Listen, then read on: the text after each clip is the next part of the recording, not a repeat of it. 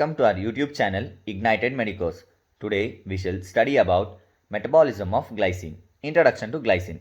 Glycine, it is the simplest aliphatic amino acid and it is glucogenic in nature.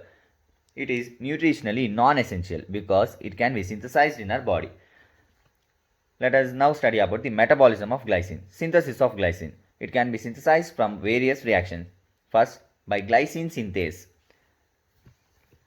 Glycine can be synthesized by glycine synthase reaction from carbon dioxide, ammonium ion and one carbon unit.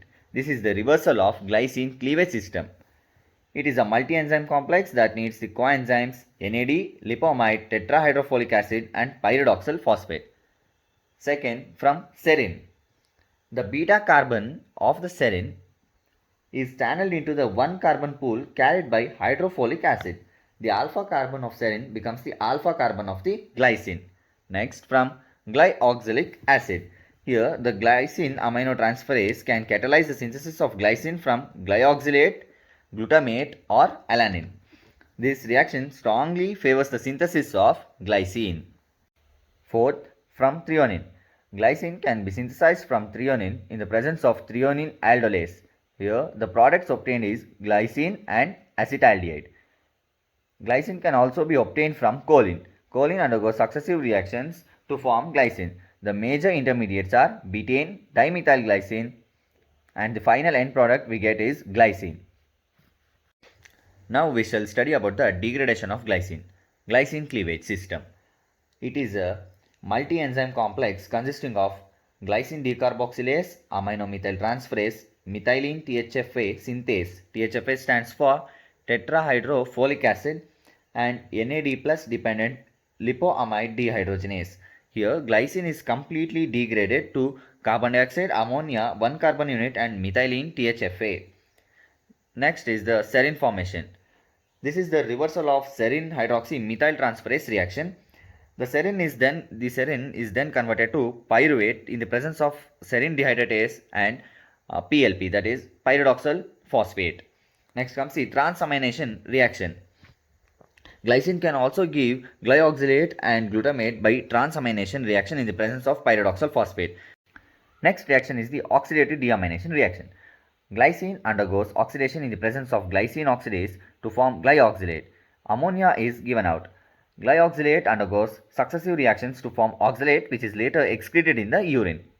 Now let us learn about the functions of glycine. Formation of proteins. Like all other amino acids, glycine is required for the formation of proteins. Being small molecule, glycine can be accommodated where the protein chain bends or turns sharply. Being non-polar, it is generally accommodated in the interior of the proteins. In collagen, every third amino acid is glycine. Second one, the formation of purine nucleotides. Entire glycine molecule is incorporated in purine nucleotide during their synthesis. C4, C5 and N7 of purine ring come from the glycine. Heme is synthesized from the glycine. Glycine combines with succinyl-CoA in the presence of alanine synthesis to form ALA, which undergoes successive reactions to form heme. Heme is a non-protein part in hemoglobin and other heme proteins.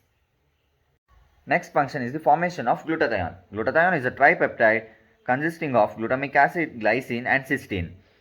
Glutamate and cysteine combines in the presence of gamma-glutamyl cysteine synthase to form gamma-glutamyl cysteine. Now, the gamma-glutamyl cysteine combines with glycine in presence of glutathione synthase to form glutathione.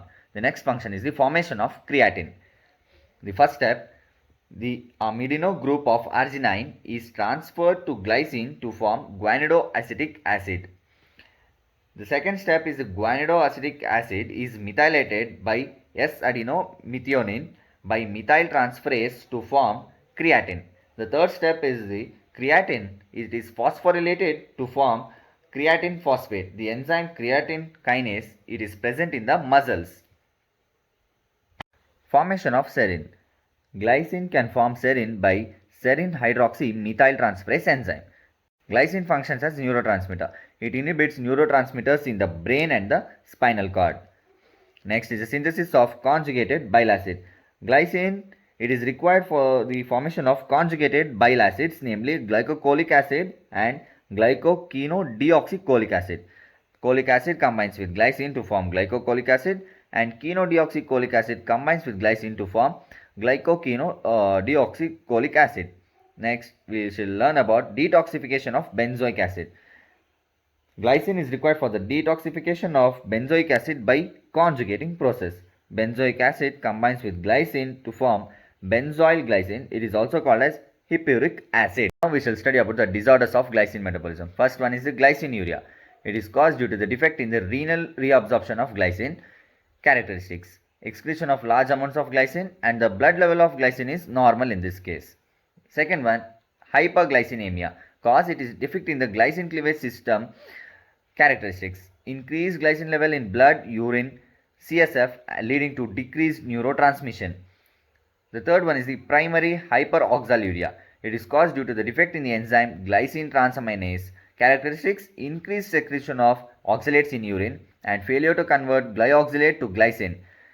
The reaction is as follows: glyoxylate gives rise to oxalate and it accumulates in the renal tissues as calcium oxalate and it leads to the formation of renal stones. Thanks for watching my video.